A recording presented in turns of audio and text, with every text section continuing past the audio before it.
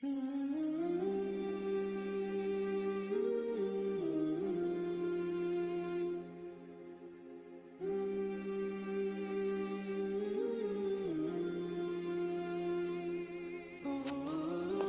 اللہ الرحمن الرحیم والذین ینقضون عہد اللہ من بعد میثاقہ ویقطعون ما امر اللہ بہ ان یوصل ویفسدون فی الارض اولئک لہم اللعنۃ ولہم سوء الدار۔ اور جو لوگ توڑتے ہیں اللہ کے عہد کو مضبوط کرنے کے بعد اور قطع کرتے ہیں اس چیز کو جس کو اللہ نے فرمایا چھوڑنے کا، اور فساد اٹھاتے ہیں ملک میں، ایسے لوگ ان کے واسطے لعنت ہے اور ان کے لیے برا گھر ہے۔ اس آیت مبارکہ کا خلاصہ کچھ اس طرح سے ہے کہ جو لوگ اللہ تعالیٰ کے معاہدوں کو ان کی پختگی کے بعد توڑتے ہیں اور اللہ تعالیٰ نے جن علاقوں کے قائم رکھنے کا حکم فرمایا ان کو قطع کرتے ہیں، دنیا میں فساد کرتے ہیں، ایسے لوگوں پر لعنت ہوگی اور ان کے لیے اس جہان میں خرابی ہوگی۔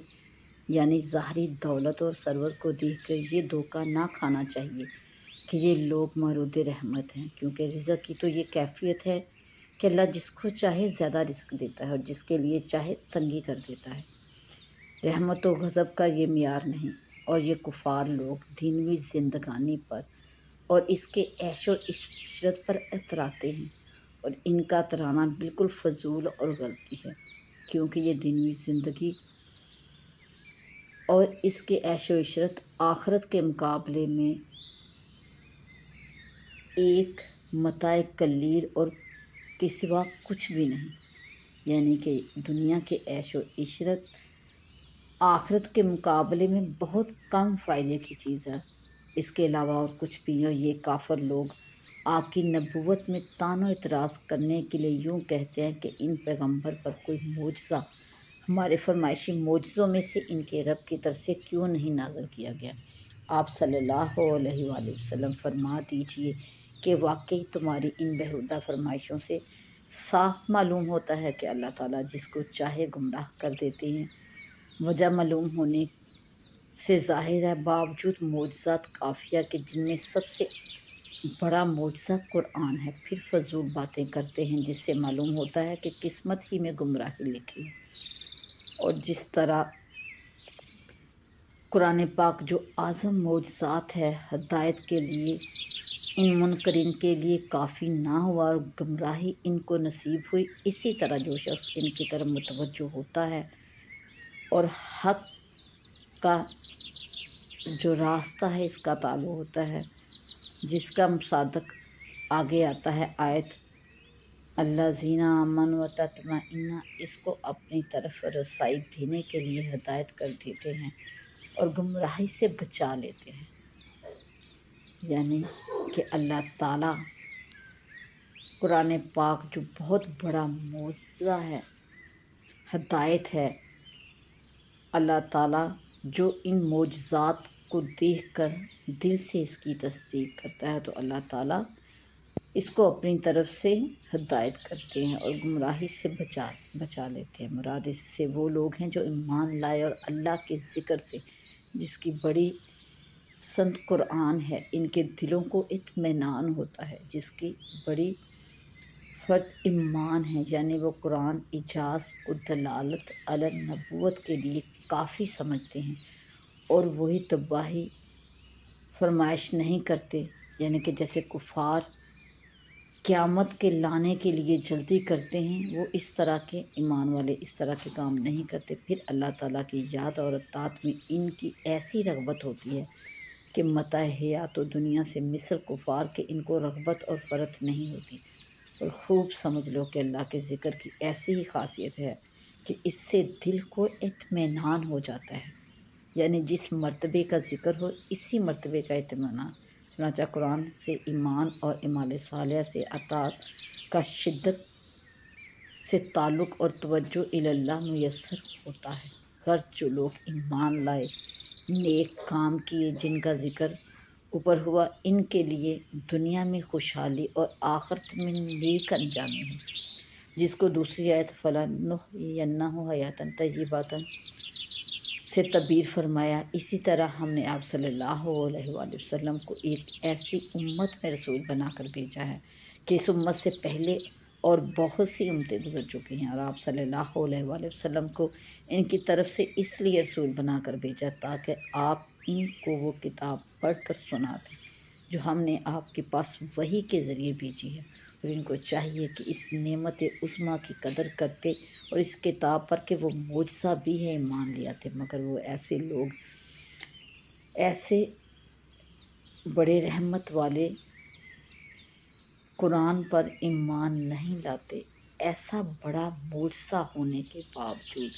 ایسی بڑی رحمت ہونے کے باوجود قرآن پر یہ لوگ ایمان نہیں لاتے۔ آپ فرما دیجئے کہ تمہارے ایمان نہ لانے سے میرا کوئی نقصان نہیں، کیونکہ تم زیادہ سے زیادہ میرے ساتھ مخالفت کرو گے، سو اس سے مجھ کو اس لیے اندیشہ نہیں کہ وہ میرا ربی اور نگہبانی ہے، یعنی کہ اللہ کی حفاظت میں ہوں، اس کے سوا کوئی عبادت کے لائق نہیں، بس لا محال وہ کامل صفات اور حفاظت کے لیے کافی ہوگا۔ میں نے اسی پر بھروسہ کر لیا اور اسی کے پاس مجھ کو جانا ہے۔ خلاصہ یہ کہ میری حفاظت کے لیے تو اللہ کافی ہے، تم مخالفت کر کے میرا کچھ نہیں بگاڑ سکتے، البتہ تمہارا اپنا ہی نقصان ہے۔ رکوع کے شروع میں کل انسانوں کو 2 قسم کر کے بتلایا گیا تھا۔ ان میں کچھ لوگ اللہ تعالیٰ کے فرمان بردار ہیں، کچھ نافرمان۔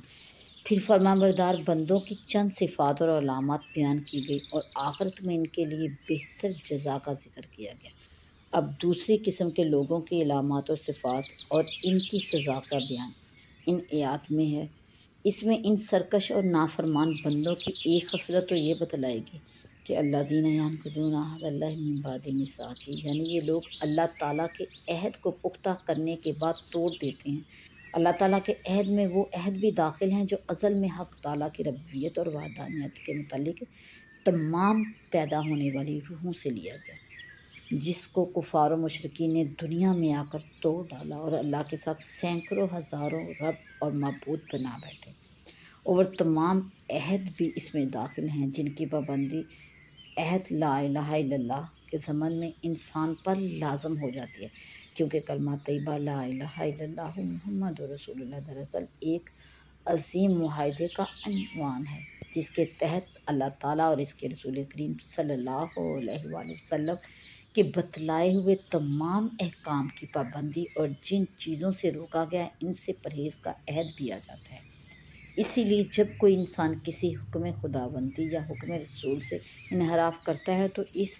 عہد ایمانی کی عہد شکنی کرتا ہے۔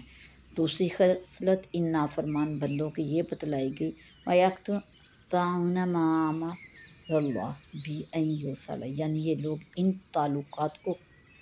قطع کرتے ہیں جن کو قائم رکھنے کا اللہ تعالیٰ نے حکم دیا تھا۔ ان میں انسان کا وہ تعلق بھی شامل ہے جو اس کو اللہ جل شانہ اور رسول کریم صلی اللہ علیہ وآلہ وسلم سے ہے۔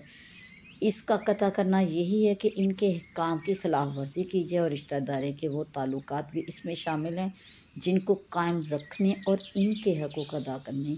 کی قرآن کریم میں جگہ جگہ ہدایت کی گئی ہے۔ اللہ تعالیٰ کی نافرمانی کرنے والے ان حقوق و تعلقات کو بھی توڑ ڈالتے ہیں، مثلاً ماں باپ، بہن بھائی، پڑوسی اور دوسرے متعلقین کے جو حقوق اللہ تعالیٰ اور اس کے رسول نے انسان پر عائد کیے ہیں، یہ لوگ ان کو ادا نہیں کرتے۔ وَيُفْسِدُونَ فِي الْأَرْضِ، یہ تیسری خصلت بتلائی گئی ان کی، یعنی یہ لوگ زمین میں فساد مچاتے ہیں، اور یہ تیسری خصلت در حقیقت پہلی ہی 2 خصلتوں کا نتیجہ ہے۔ جو لوگ اللہ تعالیٰ اور بندوں کے عہد کی پرواہ نہیں کرتے اور کسی کے حقوق اور تعلقات کی رعایت نہیں کرتے، ظاہر ہے ان کے اعمال اور افعال دوسرے لوگوں کے لیے مضر اور ایذا کا سبب بنیں گے۔ لڑائی جھگڑے قتل و قتال کے بازار گرم ہوں گے، یہی زمین کا سب سے بڑا فساد ہے۔ سرکش اور نافرمان بندوں کی یہ 3 خصلتیں بتلانے کے بعد ان کی سزا بھی بتائی گئی ہے۔ اولئک ھم الخاسرون، یعنی ان کے لیے لعنت ہے اور برا ٹھکانہ ہے۔ لعنت کے معنی اللہ کی رحمت سے دور اور محروم ہونے کے ہیں، اور ظاہر ہے اس کی رحمت سے دور ہونا سب عذابوں سے بڑا عذاب اور ساری مصیبتوں سے بڑی مصیبت ہے۔ آیت اولئک لہم اللعنۃ ولہم سوء الدار، جس طرح پہلی آیت میں فرشتے ان کو سلام کریں گے اور بتلائیں گے کہ یہ جنت کی دائمی نعمتیں ہیں، سب تمہارے صبر و ثبات اور فرما برداری کا نتیجہ ہیں، اسی طرح اس آیت میں نافرمان سرکش لوگوں کا انجام بتلایا گیا کہ ان پر اللہ کی لعنت ہے، یعنی وہ رحمت سے دور ہے، ان کے لیے جہنم کا ٹھکانہ مقرر ہے۔ اس سے یہ معلوم ہوا کہ عہد شکنی اور رشتہ داروں اور عزیزوں سے قطع رحمی لعنت اور جہنم کا سبب ہے، نعوذ باللہ من۔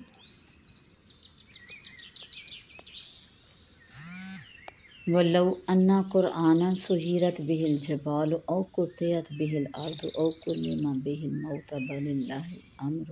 جَمِيعًا فَلَمْ يَعْسِ الَّذِينَ آمَنُوا أَن لَّوْ يَشَاءُ اللَّهُ لَهَدَى النَّاسَ جَمِيعًا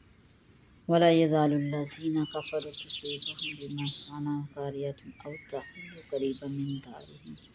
حَتَّىٰ يَأْتِيَ وَعْدُ اللَّهِ إِنَّ اللَّهَ لَا يُخْلِفُ الْمِيعَادَ۔ اور اگر کوئی قرآن ایسا ہوا ہوتا کہ اس سے پہاڑ چلیں یا زمین اس سے ٹکڑے ہو جائے یا اس سے مردے بھولیں تو کیا ہوتا، بلکہ سب کام اللہ کے ہاتھ میں ہیں۔ سو کیا خاطر جمع نہیں ایمان والوں کی اس پر کہ اگر چاہے اللہ تو راہ پر لائے سب لوگوں کو، اور برابر پہنچتا رہے گا منکروں کو ان کی کرتوت پر صدمہ، یا اترے گا ان کے گھر سے نزدیک جب تک کہ پہنچے وعدہ اللہ کا، بے شک اللہ اپنے وعدے کے خلاف نہیں کرتا۔ اس آیت مبارکہ کا خلاصہ تفسیر کچھ اس طرح سے ہے، اور اے پیغمبر اور مسلمانوں، ان کافروں کی عناد کی یہ کیفیت ہے کہ قرآن کی جو موجودہ حالت ہے اس کا معجزہ ہونا غور و فکر پر موقوف ہے، بجائے اس کے کہ اگر کوئی قرآن ایسا ہوتا جس کے ذریعے سے پہاڑ اپنی جگہ سے ہٹا دیے جاتے،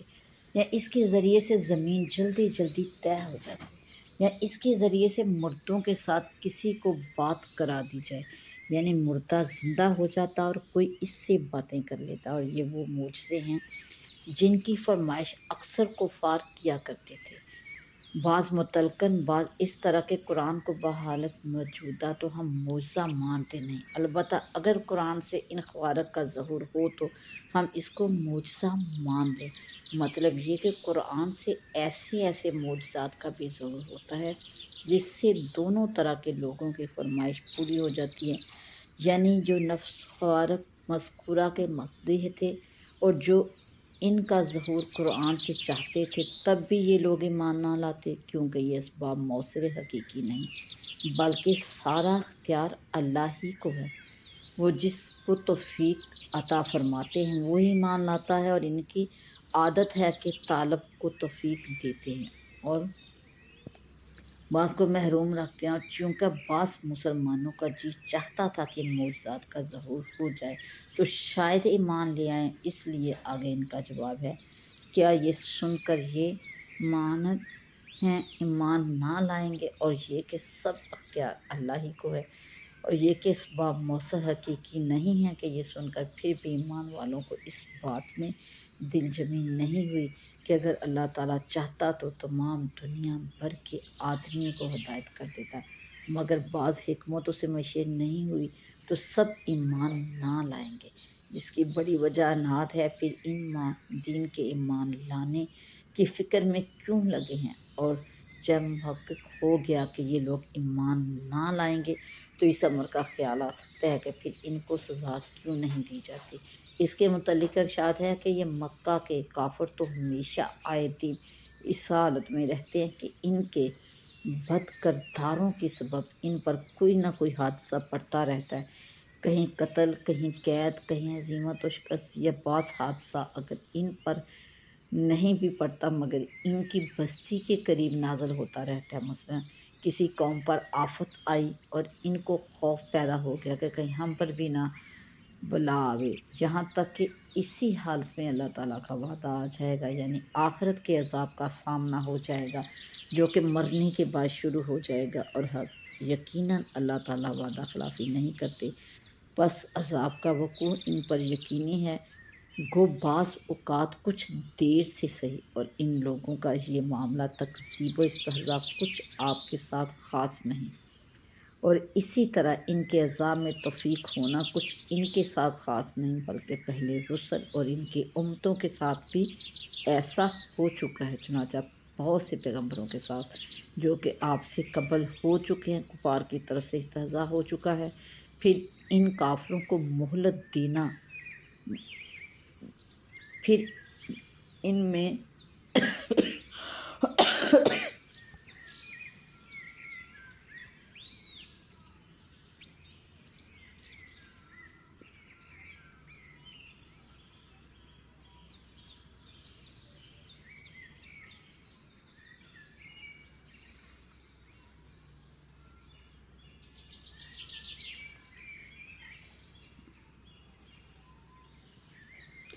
سمجھنے کی بات ہے کہ میری سزا کس طرح کی تھی، یعنی نہایت سخت تھی۔ جب اللہ تعالیٰ کی شان معلوم ہوگی، وہی مختار کل ہے، تو اس سے معلوم اور ثابت ہونے کے بعد پھر بھی کیا جو اللہ ہر شخص کے اعمال پر مطلع ہے، ان لوگوں کے شرکا برابر ہو سکتے ہیں، باوجود اس کے کہ ان لوگوں نے اللہ کے لیے شرکا تجویز کیے۔ آپ صلی اللہ علیہ وآلہ وسلم کہیے، فرمائیے ذرا ان شرکا کے نام تو لو، میں بھی سنوں کون ہیں اور کیسے ہیں۔ کیا تم حقیقتاً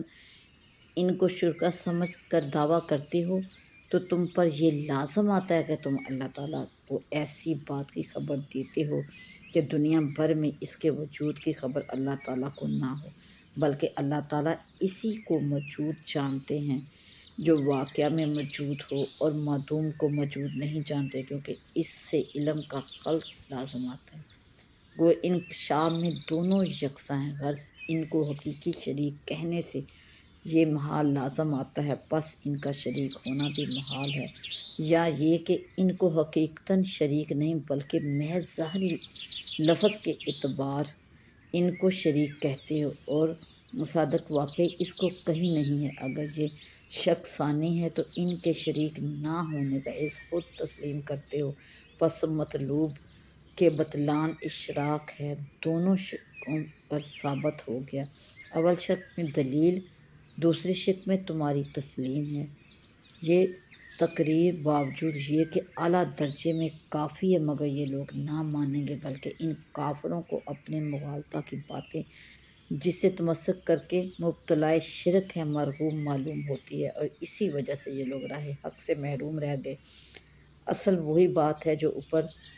بللہ الامر سے مفہوم ہو چکی، یعنی جس کو اللہ تعالیٰ گمراہی میں رکھے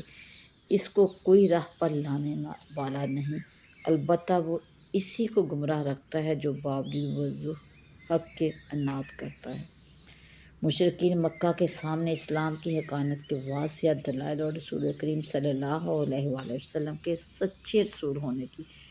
کھلی ہوئی نشانیاں آپ کی زندگی کے ہر شعبے سے، پھر حیرت انگیز معجزات سے پوری طرح روشن ہو چکی تھی، اور ان کا سردار ابو جہل یہ کہہ چکا تھا کہ بنو ہاشم سے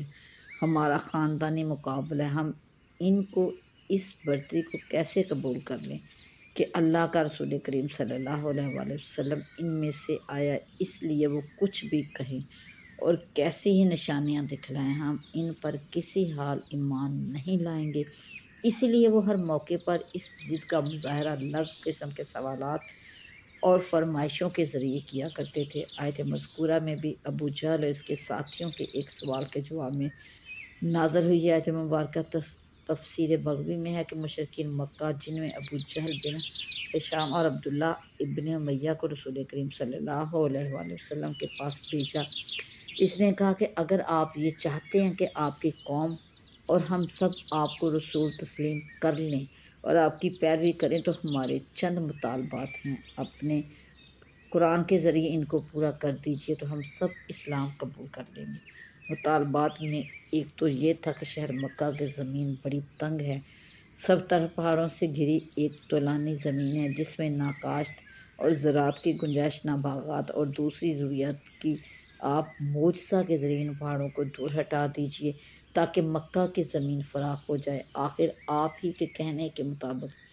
داؤد علیہ السلام کے لیے پہاڑ مسخر کر دیے گئے تھے۔ جب وہ تسبیح پڑھتے تو پہاڑ بھی ساتھ ساتھ تسبیح کرتے تھے۔ آپ اپنے قول کے مطابق اللہ کے نزدیک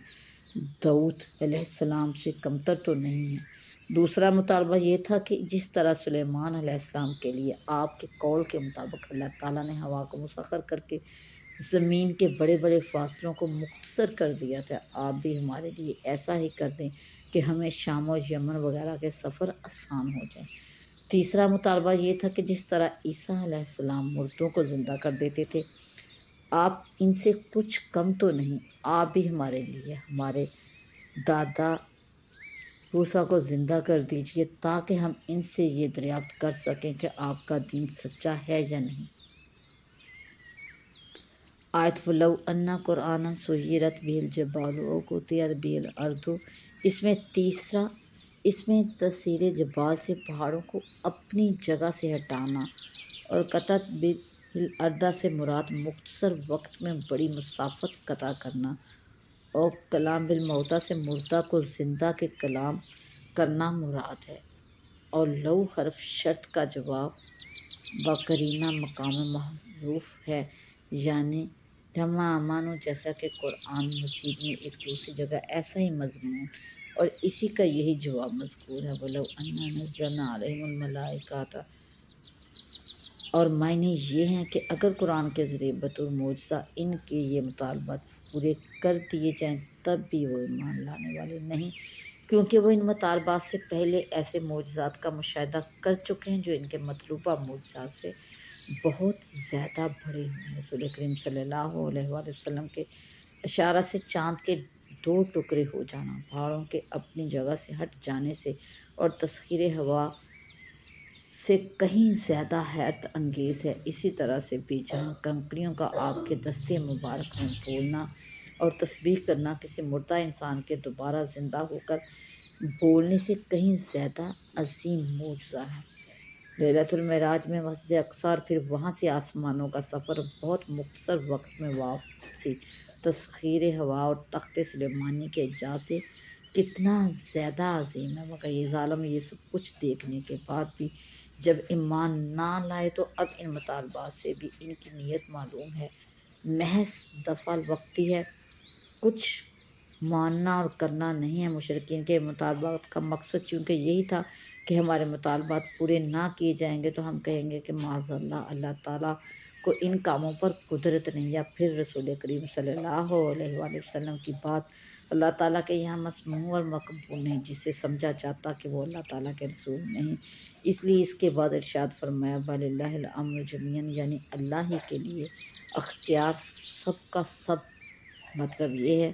کہ مذکورہ مطالبات کا پورا نہ کرنا اس وجہ سے نہیں ہے کہ وہ اللہ تعالیٰ کی قدرت سے خارج ہیں، بلکہ حقیقت یہ ہے کہ مصالح عالم کو وہی جاننے والے ہیں۔ انہوں نے اپنی حکمت سے ان مطالبات کو پورا کرنا مناسب نہیں سمجھا، کیونکہ مطالبہ کرنے والوں کی ہٹ دھرمی اور بدنیتی ان کو معلوم ہے، وہ جانتے ہیں کہ یہ سب مطالبے پورے کر دیے جائیں گے جب بھی یہ ایمان نہ لائیں گے۔ افعلم، امام بغوی نے نقل کیا کہ صحابہ کرام رضی اللہ عنہم اجمعین نے جب مشرکین مکہ کے یہ مطالبات سنے تو یہ تمنا کرنے لگے کہ بطور معجزہ کے یہ مطالبات پورے کر دیے جائیں تو بہتر ہے، سارے مکہ والے مسلمان ہو جائیں گے اور اسلام کو بڑی قوت حاصل ہو جائے گی۔ اس پر یہ آیت مبارکہ نازل ہوئی، جس کے معنی یہ ہیں کہ کیا اہل ایمان ان مشرکین کی ہیلہ جوئی اور دشمنانہ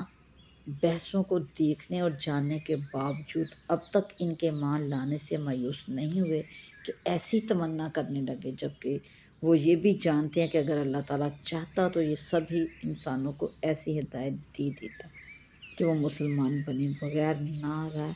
سکتے، مگر حکمت کا تقاضا یہ نہ تھا کہ سب کو اسلام و ایمان پر مجبور کر دیا جائے، بلکہ حکمت یہی تھی کہ ہر شخص کا اپنا اختیار باقی رہے، اپنے اختیار سے اسلام کو قبول کرے یا کفر کو۔ اور آیت وَلَا يَزَالُ الَّذِينَ كَفَرُوا تُصِيبُهُم بِمَا صَنَعُوا قَارِعَةٌ، حضرت ابن عباس رضی اللہ عنہ نے فرمایا کہ قاریہ کہ میں نے مصیبت اور آفت کے معنی آیت کے یہ ہیں کہ ان مشرکین کے مطالبات تو اس لیے منظور نہیں کیے گئے کہ ان کی بدنیتی اور ہٹ درمی معلوم تھی کہ پورے کرنے پر بھی یہ ایمان نہ لانے والے تھے۔ یہ تو اللہ تعالیٰ کے نزدیک اسی کے مستحق ہیں کہ ان پر دنیا میں بھی آفتیں اور مصیبتیں آئیں، جیسے کہ اہل مکہ پر کبھی قحط کی مصیبت آئی، کبھی اسلامی غزوات بدر اور احد وغیرہ میں ان پر قتل اور قید ہونے کی آفت نازل ہوئی، کسی پر بجلی گر گئی، کوئی اور کسی بلا میں مبتلا ہوا۔